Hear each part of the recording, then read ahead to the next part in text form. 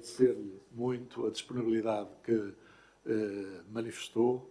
Não foi fácil numa primeira tentativa, porque, dados os afazeres que tem, e a vida com uma agenda muito preenchida, mas da segunda vez realmente foi possível concretizar, e cá temos o professor Viriato Sormelho Marques, que eu há muitos anos, enfim, acompanho na medida das minhas possibilidades, o que vai dizendo, o que nos comunica através dos meios de comunicação social, o que escreve, e encaixa, portanto, nesta ideia que eu tive para termos sempre nos plenários do Conselho Nacional de Educação personalidades da nossa vida cultural, da nossa vida pública, da nossa vida científica, que não estejam, enfim, permitam-me esta liberdade de linguagem, não estejam propriamente dentro da bolha da educação, não é? Embora seja naturalmente uma pessoa da educação, é professor catedrático na Faculdade de Letras, como sabem, de Filosofia, mas não é uma pessoa, enfim, que se tenha dedicado ao estudo das questões que nós aqui debatemos, etc. E é bom termos, de facto, estas pessoas com uma experiência muito significativa em vários domínios. Portanto, o professor Viriato Sormelho Marques, como sabem, como tem aí na folha de sala o seu currículo, é uma pessoa que tem tido uma intervenção significativa na sociedade, não é? E em vários fóruns, ao nível das questões que preocupam, que a todos nos preocupam no domínio da sustentabilidade e do ambiente e do que é que nós estamos a fazer por aí. Tem procurado chamar-nos a atenção para o conjunto de questões que estão em cima da mesa, e eu não podia deixar de o convidar para estar entre nós, porque estou certo, não é, que as suas reflexões e aquilo que nos vai partilhar connosco será de utilidade para nos enriquecer e, acima de tudo, desculpem-me eu repetir isto, acho que contribui para o enriquecimento do espaço público da educação. É importante ouvirmos pessoas que estão mais afastadas, enfim, num certo sentido, do nosso dia-a-dia, não é? E isso é importante para enriquecer, para fundamentar o espaço público de educação, para que nós possamos, aqui no Conselho, prestar um melhor serviço público, não é? Que é aquilo que nos compete. E, portanto, eu, sem mais delongas, agradeço mais uma vez, Sr. Professor, e tenho a palavra. Muito obrigado. Eu pus aqui um sumário com 3 temas principais. Eu, de facto, não vou abordar todos estes temas, de modo nenhum. Eu vou abordar, essencialmente, o tema relacionado com a questão da crise ambiental e com tudo o que tem, a questão das alterações climáticas, da biodiversidade, e vou fazê-lo de um ponto de vista epistemológico, de um ponto de vista do conhecimento desses temas. Não é? Como é que nós chegamos a esses temas? Porque é que nós temos tanta dificuldade em compreender o que está em questão? Como é que nós temos muita dificuldade em passar da compreensão para o plano da projeção no real, da implementação, da estratégia antes da implementação da própria estratégia? Eu pus aqui, então, estas 3 questões. A crise ambiental como metonímia da nova constelação da incerteza, que desafios educativos. Este é um aspecto, eu penso que, sobretudo quem está mesmo no setor da educação, que eu os considero que são professores, certamente que sentem isso. Eu também tenho vindo a sentir com os meus estudantes a dificuldade, aquela situação em que ficamos confrontados com perguntas para as quais não temos resposta. Então, nas questões ambientais, isso é absolutamente impressionante, não é? Quer dizer, e ficamos naquela situação em que temos de dar algum apoio, nomeadamente na própria expressão cívica, de uma angústia que é existencial e que é cívica, que eles manifestam.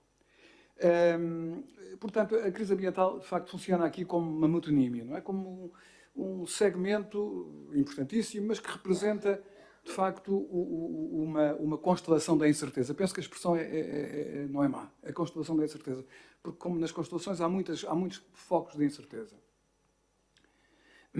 Quais os principais obstáculos à possibilidade de pensarmos a crise ambiental e climática? como colocar também na educação os atos ao lado dos nossos conceitos e dos nossos princípios. Eu neste preâmbulo, fui buscar aqui um texto de uma autora que sou um grande admirador, e há muitos anos que a leio, e a bem dizer releio, não é? Porque ela tem uma obra relativamente vasta, mas é uma obra, enfim, que não é difícil de percorrer, que é a Rachel Carson. A Rachel Carson escreveu e publicou em 1962 o livro Primavera Silenciosa, que está aqui. Eu usei uma recente tradução portuguesa da imprensa da Universidade de Lisboa, e penso que a conhecerão, talvez é ela que de alguma forma começa uma nova fase das lutas ambientais na década de 60. Com este livro, até essa altura, e essencialmente as questões de ambiente em matéria de política pública colocavam-se muito na linha do que já vinha do século XIX, que era travar a destruição dos habitats, travar a destruição das paisagens, dos territórios, defender a biodiversidade. Era dominantemente essa, digamos, a bandeira do ambiente. A partir da Rachel Carson começa a ser também todos os aspectos relacionados com o impacto de uma civilização industrial tecnológica, as questões da saúde humana, as questões da contaminação alimentar, da destruição do solo arável, enfim, todos esses aspectos passam a ser muito importantes. Voltando à constatação da incerteza, eu diria que nós temos aqui, 2024, temos claramente uma assimetria entre poderio tecnológico e fragilidade moral e política, seja na inteligência artificial, que a partir do ano passado, não sei se tomaram conta disso, com certeza, de repente, centenas de especialistas nesta área, desde empresários até engenheiros, assinaram ano passado manifestos a pedirem regulação, a pedirem uma moratória de 6 meses. O que é politicamente ingênuo, não é? Para alguém que trabalha na área da filosofia política como eu, é ingênuo ver pessoas adultas, empresários, cientistas. Quer dizer, o grau de desconhecimento que muitos de nós, enfim, todos nós não conhecemos, mas há graus de ignorância, uns mais acentuados do que outros, não é? Pensar que a nossa sociedade está organizada para travar o que quer que seja é um pouco ingênuo, não é? Portanto, quer dizer, como é que é possível travar a inteligência artificial se agora a guerra se decide com a inteligência artificial?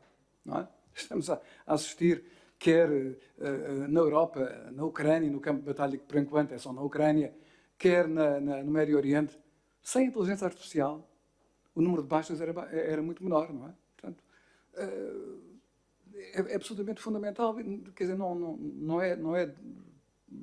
é sequer, eu penso honesto intelectualmente, propor uma coisa dessas sem ao mesmo tempo dizer é uma proposta que não vai funcionar e temos que pensar porque é que não vai funcionar. Mas a verdade é que, por exemplo, na área das humanidades, das ciências sociais e humanas, nós também não ficamos muito bem na fotografia, não é? Os economistas, os juristas, os psicólogos, os filósofos, pelo menos a maior parte deles, não ficam também muito bem nessa fotografia, porque de alguma forma não é uma questão de... Claro, os assuntos são complexos, mas a questão é que nós temos que seguir em frente e olhar para eles, não é? É complexo, vou-me dedicar àquilo em que eu sou bom, não é? Não, nós temos que nos dedicar àquilo que é necessário, não é? E depois outra coisa também, a tecnociência. A ciência moderna, isto é extremamente, eu acho que isto é muito importante. A ciência moderna, viram o Oppenheimer, é um filme maravilhoso. Um filme maravilhoso. Não, qualquer conselheiro de educação tem que ver o Oppenheimer, não é? Um filme fantástico. Não é? O Oppenheimer mostra o que é isso da ciência moderna, não é? Quer dizer, aliás, nós não temos ciência, nós temos tecnociência. Não é? Uma ciência entendida no sentido do Galileu, não é? Ou mesmo do Descartes, isso já não existe há muito tempo, não é? A ciência fundamental, não é? A ciência fundamental é um resíduo, é um nicho do saber que sobrevive nas universidades públicas, essencialmente, não é? Em pessoas muito especiais, em pessoas que abandonaram carreiras lucrativas, não é? A maior parte dos cultores da tecnociência são pessoas que seguem fundamentalmente a pista do mercado de trabalho.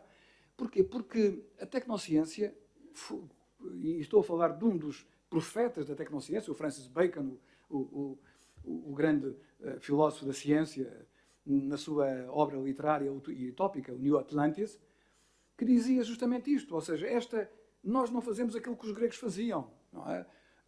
Os gregos procuravam, através da episteme, uma teoria, uma contemplação. Não é? Nós procuramos mudar o mundo. Não nos basta compreender, é preciso transformar. E quando compreendemos como é que funciona o mundo, é logo para o mundo ficar em favor da nossa agenda, não é? Das nossas vantagens. Isto é absolutamente, por isso é que eu pus aqui, a ciência moderna foi criada para servir esperanças fáusticas. Não é? Não é tanto a questão da verdade, é a questão do poder. E por exemplo, uma coisa que se vê no Oppenheimer é isto que eu chamo o triângulo da irresponsabilidade. O projeto Manhattan era um projeto tipicamente tecnocientífico moderno, onde encontramos estas 3 características essenciais. Foi um projeto que equivaleria hoje a mais de 20 mil milhões de dólares, 20 e tal mil milhões, envolveu mais de 100 mil pessoas, dos quais 4 ou 5 mil cientistas, e foi possível manter aquilo em bastante segredo, ou seja, nem os japoneses, nem os serviços secretos alemães tiveram acesso, porque havia uma profunda especialização dos saberes, uma fragmentação das competências e uma irresponsabilidade nas decisões. Ou seja, quem tomou a decisão eram as pessoas que não percebiam nada do assunto, os políticos. Não é? Foi o presidente Truman e a sua equipa que tomou as decisões. A única coisa que eles queriam saber é quantos japoneses é que ele ia matar. Não queriam saber os problemas das radiações, dos impactos duradouros sobre a saúde. Não é? Quem sabia só isso não tomava decisões. Só terminasse aqui com o último slide, que é como educar para a coragem intelectual. Eu penso que no fundo, o processo educativo é um processo de autoeducação também. Não é? Eu penso que todos nós, como professores, sabemos perfeitamente que quando comunicamos um conteúdo, um conhecimento, uma teoria, uma lei da física, uma doutrina filosófica, um período histórico, quando uma língua, um sistema gramatical, um processo de produção semântica, etc., quando comunicamos isso, aprendemos mais. Não é? Ensinamos aos outros, mas também reforçamos o nosso conhecimento e depois, quando temos ainda por cima o privilégio de ter alunos que se sentem à vontade para fazer perguntas, obriga-nos isso a investigar mais. Não é? E eu acho que a base de tudo isso é a coragem intelectual. Não é? Portanto, porque a verdade, muitas vezes a verdade é extremamente incómoda, não é? E não resolvemos o assunto passando ao lado, não é? Portanto, é uma das coisas que é importante cultivarmos nós. Se nós não cultivarmos isso, essa capacidade de ficarmos desapontados com o estado provisório dos nossos conhecimentos, não poderemos suscitar nos nossos alunos, nos nossos educandos, um sentimento semelhante ou uma atitude semelhante. Não é?